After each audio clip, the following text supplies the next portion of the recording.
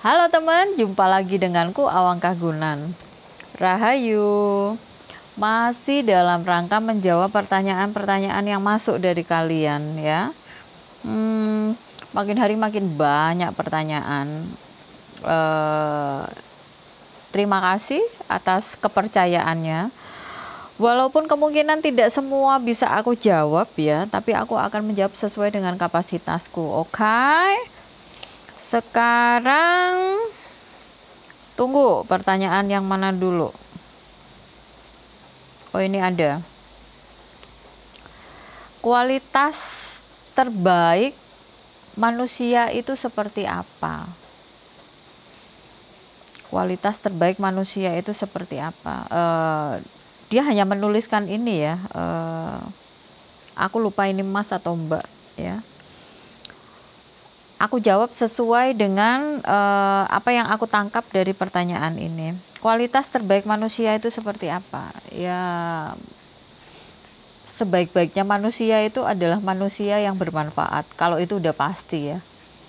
Di kitab manapun ada. Jadi kalau misalnya pertanyaannya kualitas terbaik manusia itu seperti apa, ya otomatis manusia yang bermanfaat untuk manusia lain, atau kalau misalnya mau dikembangkan lagi, manusia yang bermanfaat atau yang memberi dampak terhadap lingkungan sekitarnya. Nah, lingkungan sekitarnya itu bisa lingkungan yang paling kecil sampai lingkungan yang lebih meluas. Jadi tidak hanya baik untuk manusia saja, tapi lebih luas, bisa lebih diperluas untuk lingkungan juga. Gitu ya. Jadi kualitas terbaik manusia itu seperti apa? Di kitab ada, sebaik-baiknya manusia adalah manusia yang bermanfaat. Ya, bisa bermanfaat untuk manusia lain, atau kalau kita mau memperluas, manusia yang bisa bermanfaat untuk lingkungannya. Dari lingkungan yang terkecil, mungkin keluarga, sampai lingkungan yang lebih luas. Nah, kalau itu kan udah tergantung ini ya, tergantung kapasitas masing-masing orang, karena masing-masing orang kapasitasnya berbeda-beda.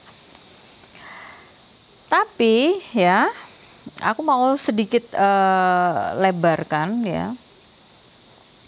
Manusia baik itu ya. Manusia baik itu atau yang asli ya, karakter asli atau sifat asli atau kualitas asli dari masing-masing orang itu ya, itu tidak mudah dilihat ketika dalam kondisi baik-baik saja. Tidak mudah dilihat ketika hidupnya sedang nyaman ya. Tidak mudah terlihat ketika seluruh kehidupannya itu dalam kondisi baik, dalam kondisi nyaman, dan dalam kondisi sempurna. Nah, sifat asli itu nanti bisa keluar ya, kita bisa lihat ya, ketika seseorang itu sedang dalam kondisi tidak nyaman. Nah, itu sangat mudah dilihat karakter atau sifat asli seseorang. Otomatis ya, ketika hidupnya baik-baik saja ya, ketika nggak terlalu banyak permasalahan, itu semua akan tertutupi. Tapi ketika dibenturkan oleh sebuah permasalahan ya, ketika hidupnya sedang tidak baik-baik saja, nah di situ baru nanti akan kelihatan karakter asli seseorang. Kalau itu udah nggak bisa ditutup-tutupi. Tapi sebenarnya teman-teman ya, untuk melihat karakter atau sifat seseorang itu sebenarnya kita nggak perlu harus intim dulu, nggak perlu harus mengenal lebih dalam dulu, nggak perlu harus mengenal lebih dekat ya, mengenal lebih lama. Sebenarnya nggak perlu, karena Tuhan itu sebenarnya udah kasih tools gitu, udah kasih tools. Dan nenek moyang kita dulu itu sudah membuat ilmu titen ya. Nah, coba nanti teman-teman itu googling, ada banyak informasi itu ketika di googling, dari bentuk wajah seseorang ya, Itu antara wajah yang lonjong, ada wajah yang bulat, ada yang kotak, ada yang prisma ya. Aku nggak ngerti apa ya, yang begini nih loh, terus lancip di segitiga di bawah. Nah, itu masing-masing bentuk wajah itu ada keterangannya, ada kurang lebih sifat-sifat atau watak-wataknya itu bisa digambarkan di situ.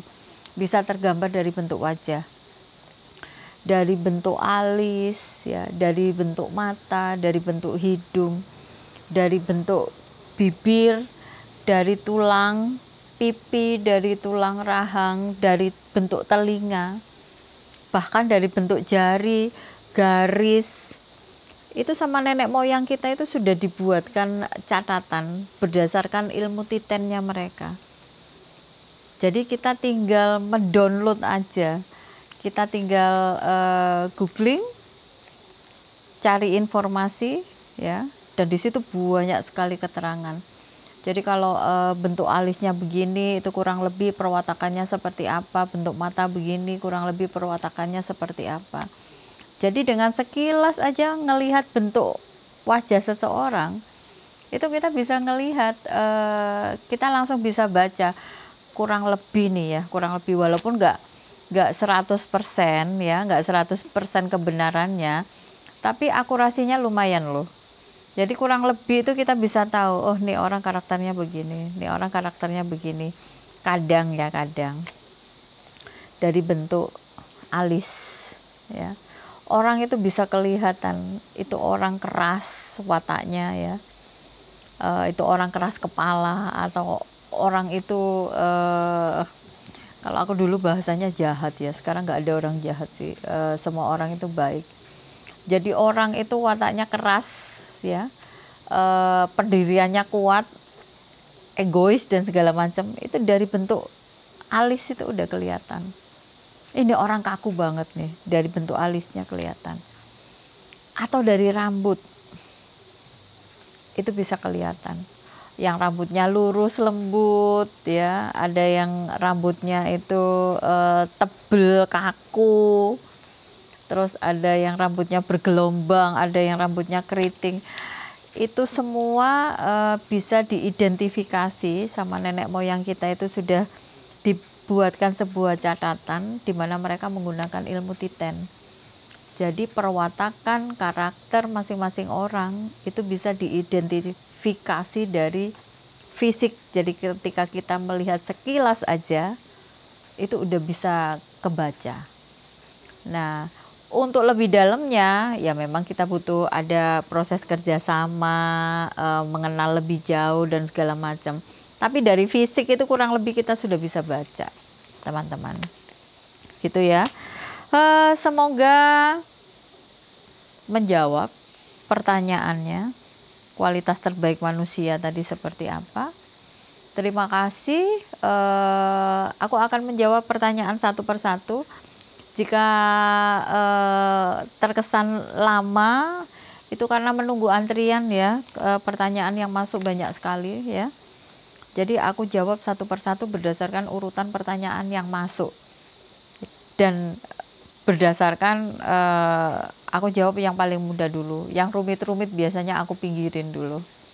Oke teman, terima kasih banyak. Rahayu, dadah.